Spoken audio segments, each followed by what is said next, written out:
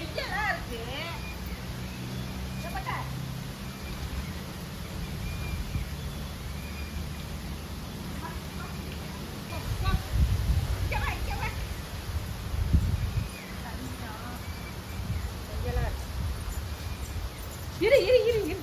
இன்னைக்கு நம்ம மத்தியானம் வந்து சாப்பாடு ரெடி பண்ண போறோம். அதுக்கு வந்து பாத்தீங்கன்னா காய் எல்லா காயும் சேர்த்து தான் முருங்கைக்காய், கத்திரிக்காய், மாங்காய், அப்புறம் என்ன இருக்கு, கேரட்டு, பீன்ஸு எல்லாம் போட்டு, ஆனால் மிளகாத்தூளே போடாம ஒரு சாம்பார் செய்ய போறோம். மிளகாத்தூள், மல்லித்தூள் எதுவுமே சேர்க்காம ஒரு சாம்பார் இன்னைக்கு செய்ய போறோம். டெய்லி மிளகாத்தூளை போட்டு போட்டு வச்சு பார்க்கறது, இதுக்கு ஒரு டிஃப்ரெண்டா வச்சு பார்ப்போம் அப்படின்ட்டு இன்னைக்கு அதுல இறங்கியிருக்கேன். பார்ப்போம் எப்படி வச்சிருவோம், எப்படி இருக்குன்னுட்டு. என்ன வச்சா என்ன, நம்ம வாய் என்ன சொல்ல போகுது, ஒன்றும் சொல்லாது. வயிற்றுக்கு போனா எல்லாமே நல்லா போயிடும். ஏங்க சாம்பார் வைக்க போறேன். சரி, உங்களுக்கு சரிக்காதுங்க. நான் வந்து முருங்கைக்காய் பறிச்சுட்டு வந்தாங்க. அது மாதிரி நல்லா இருக்குமா? நல்லா இருக்கும், நல்லா இருக்கும். எது செஞ்சாலும் நல்லா தான் இருக்கும். பச்சை மிளகா போட்டு இன்னைக்கு சாம்பார் வைக்க போறேன். பீன்ஸு இதெல்லாம் போட்டு பச்சை மிளகாத்தூளே போடாம பச்சை மிளகா போட்டு சாம்பார் வைக்கலான்னு இருக்கேன். வச்சு பார்ப்பேன். டெய்லி மிளகாத்தூளை போட்டு போட்டு வைக்கிறதுக்கு மாற்றி ஏதாவது செய்ய நல்லா இருந்தா அதிகம் வைக்கணும். தொடர்ந்து நல்லா இருக்கும். நல்லா இருக்கும்ல? அதே வச்சிடவா? கொஞ்சம் ரசமும் வச்சிடுறேன். ஃபர்ஸ்ட் வெங்காயத்தை கட் பண்ணி எடுத்துப்போம். இது வந்து சின்ன பல்லாரியா இருக்கு.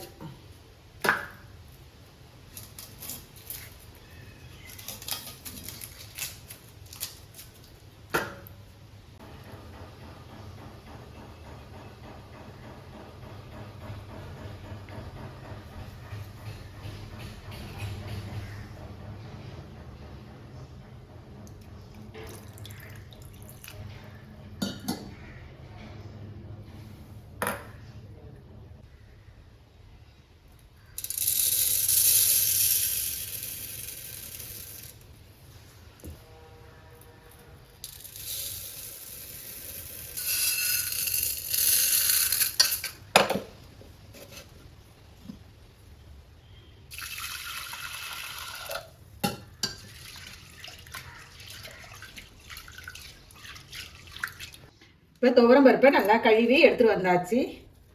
அதில் இப்போ வெங்காயத்தை சேர்த்துருவோம். நான் கொஞ்சம் நல்லா பெரிய சைஸாகவே கட் பண்ணி போட்டிருக்கேன்.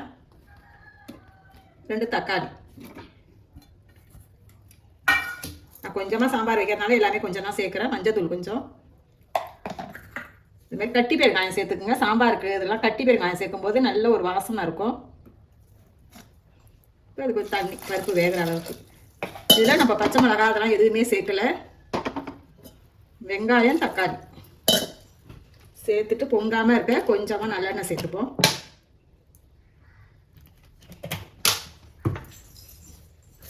அடுப்பை ஆன் பண்ணி எப்போதும் பருப்பு வேக வைக்கிற மாதிரியே நம்ம வேக வச்சு எடுத்துக்க வேண்டியது.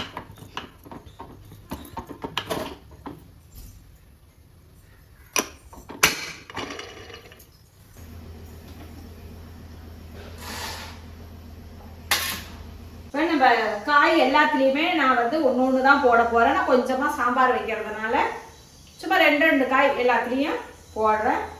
இங்கே நிறையா வைக்கிற மாதிரி தான் நிறையா சேர்த்துக்கோங்க. இப்போ கேரட்டை சீவிடுவோம். நான் எல்லா காயும் போட்டு வைக்கும்போது நல்லாயிருக்கும் சாம்பார். நான் தோலை சீவிட்டு அப்படியே கழுவிடுங்க. கட் பண்ணுறதுக்கு முன்னாடியே கழுவிடுங்க. இந்த பக்கம் பருப்பு நல்லா வெந்துட்டு இப்போ காய் எல்லாம் கட் பண்ணியாச்சு. நல்லா எல்லாமே கொஞ்சம் கொஞ்சம் தான் கட் பண்ணியிருக்கேன்.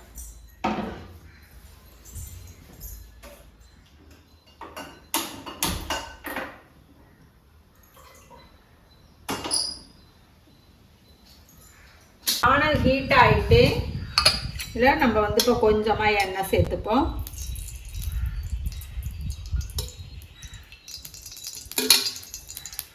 இதில் வந்து இதுதான் நமக்கு வந்து காரமே. வேறு எதுவுமே மிளகாத்தூள் சேர்க்காதனால நான் ஒரு 6 பச்சை மிளகாய் சேர்க்குறேன். அதில்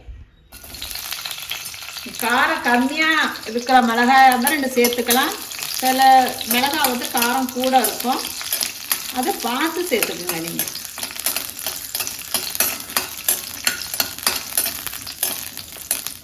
இது வந்து நல்லா எண்ணெயிலே நல்லா பச்சை வாசனை போகிற அளவுக்கு வறுத்துக்கணும். அது இப்போ நல்லா வதங்கிடுச்சு. இப்போ இந்த மிளகாய் எடுக்கிறோம். வெடிக்கும். நீங்கள் அப்படி வெடிக்கிற மாதிரி இருந்ததுன்னா போதும் இந்த இதுகிட்ட அப்படியே ஒரு கீரல் விட்டுக்குங்க. இப்போ எடுத்தாச்சு. இப்போ நம்ம கட் பண்ணி வச்சிருக்கிற காயை சேர்த்துருவோம்.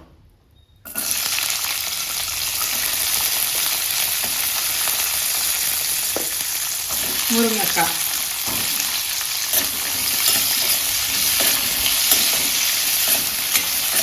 சாம்பார் வந்து என்ன காய் போட்டு வச்சாலும் கொஞ்சமாக ஒரே ஒரு தங்கத்தை போட்டு வைங்க, சாம்பார் டேஸ்ட்டு அவ்வளோ சூப்பராக இருக்கும்.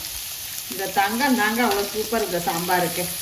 அப்படியே கலர்ஃபுல்லாகவும் இருக்கும். அதுக்குள்ள இந்த நீல வாகில் கட் பண்ணி போடணும்.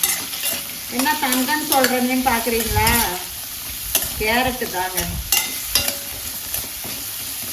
சில பேர் வந்து திட்டுப்பாக இருக்கும்னு அதை சேர்க்க மாட்டேங்கிறாங்க சாம்பாரில். ஆனால் அது சேர்க்கும் போது தான் சாம்பார் டேஸ்ட்டு அவ்வளோ சூப்பராக இருக்கும். பாருங்க,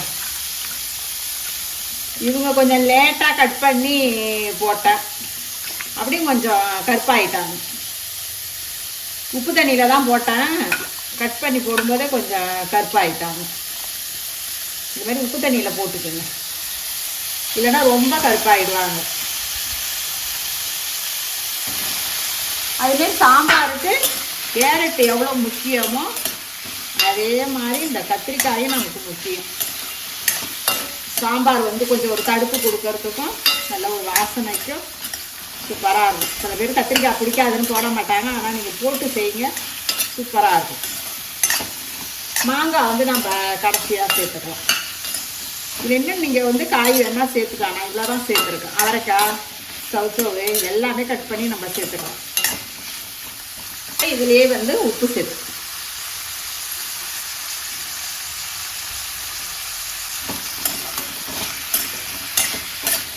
இது நல்லா வதங்கிட்டு இருக்கு. இந்த பக்கம் பருப்பை எடுத்து பார்க்குறோம். நல்லா மலர்ந்து வந்துட்டு பாருங்க. சூப்பர். இதை அப்படியே கரண்டியாலேயே அப்படியே மசிச்சு விட்டுக்கணும்.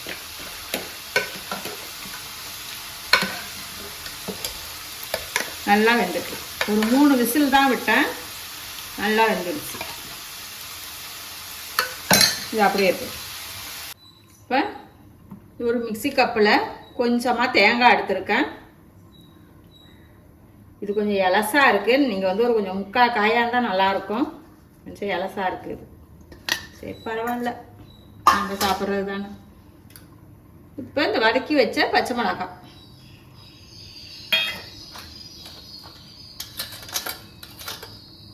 கொஞ்சமாக ஜீரகம்,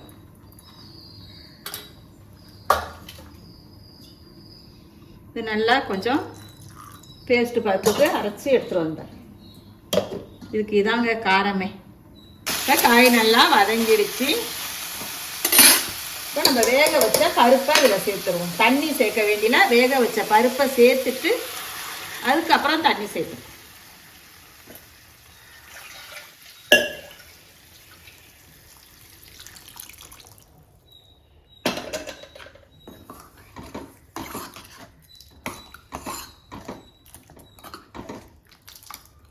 இதில் வந்து இன்னும் கொஞ்சம் தண்ணி சேர்க்கணும். நம்ம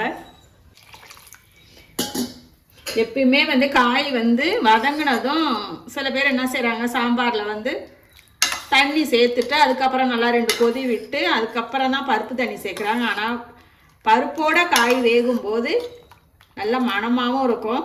காய் சாப்பிடும்போது இந்த பருப்போடு வெந்ததுனால நல்லாயிருக்கும், சாப்பிட்றதுக்கு ருசியாக இருக்கும். ஒரு மூடி போட்டு நல்லா ஒரு 2-3 கொதி நல்லா வந்து காய் வேகட்டும். அதுக்கப்புறம் நம்ம புளி தண்ணி ஊற்றிடலாம்.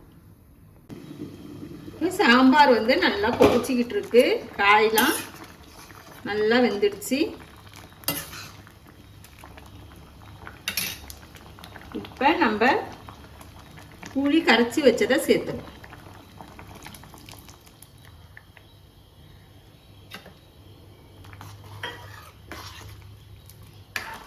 சேர்த்து இது வந்து ஒரு நல்லா ஒரு கொதி வரும். இப்போ மாங்காயை சேர்த்துருவோம்.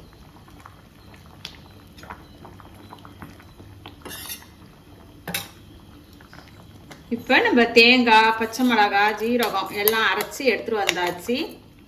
இது பார்த்தீங்கன்னா ரொம்ப வழுவழுன்னுலாம் அரைக்க வேண்டியல, கொஞ்சம் கரகரப்பாக அப்படியே 1-2மா அப்படியே திப்பியாக இருந்தால் அப்போ தான் சாம்பார் வந்து ஒரு குழக்குழப்பு தன்மை இல்லாமல் தெளிவாக நல்லாயிருக்கும். இந்த மாதிரி தான் அரைக்கணும்.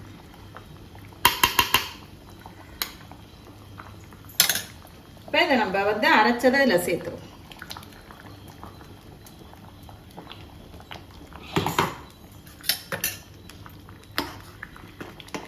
அப்படியே ஒரு கொதி வரட்டும்.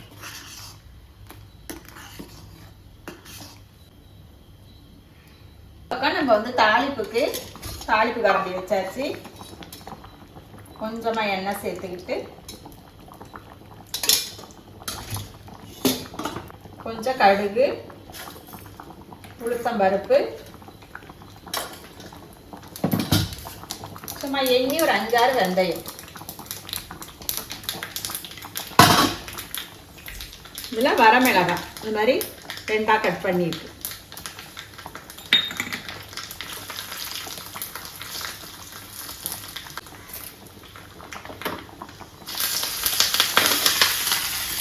இப்போ இந்த தாளிப்பை இதில் சேர்த்துற வேண்டியது.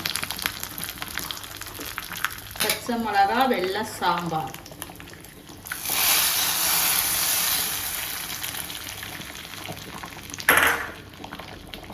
ரெடி ஆயிடுச்சு. ஆஃப் பண்ணிட்டு மல்லி இலையை தூவிடுவோம். சாம்பார் வச்சிட்டியா? வச்சுட்டா ரெடி ஆயிட்டு முடிஞ்சிடுச்சு. ஏன்னா அந்த பச்சை மிளகா சாம்பார் சொன்னியா தானே? அதுதான் நல்லா இருக்குங்க. நல்லா வாசனையா இருக்கு பாருங்க. வாசனை இருக்குண்டி, ரொம்ப உரைக்க போகுது. இல்லை, புளிலாம் இது சேர்த்துருக்கோம், மாங்காய் சேர்த்துருக்கோம், அதனால நல்லா இருக்கு.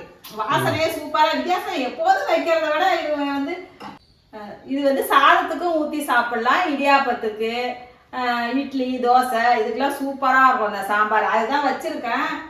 டேஸ்ட் பண்ணி பார்ப்போம். நல்லா இருக்குங்க. இங்கே பாருங்க. பார்க்கறதுக்கு கலராக தான் இருக்கு. சாப்பிட்டு பார்ப்போம். சூப்பராக இருக்குங்க. வாங்க சாப்பிடுவோம். சரி எடுத்து வை. இல்லை இப்போ சாப்பிட போகிறோம். நல்லா முருங்கைக்காய். 4-3 கிடக்கு. நல்லா இல்லையா? சூப்பரா இருக்குங்க. வாசனையே செம்மையா இருக்கு. சாப்பிட்டு பார்த்துருவோம். பார்க்கும் போது நல்லா கேரட்லாம் எல்லாம் கலர்ஃபுல்லா சூப்பரா இருக்கு. சாம்பார் சாப்பிடும் போதே சாப்பிடுவோம். எப்போதும் வைக்கிறது நம்ம மிளகாத்தூள் போடுவோம். இதை மாதிரி ஒரு தடவை ட்ரை பண்ணி பார்ப்போம்.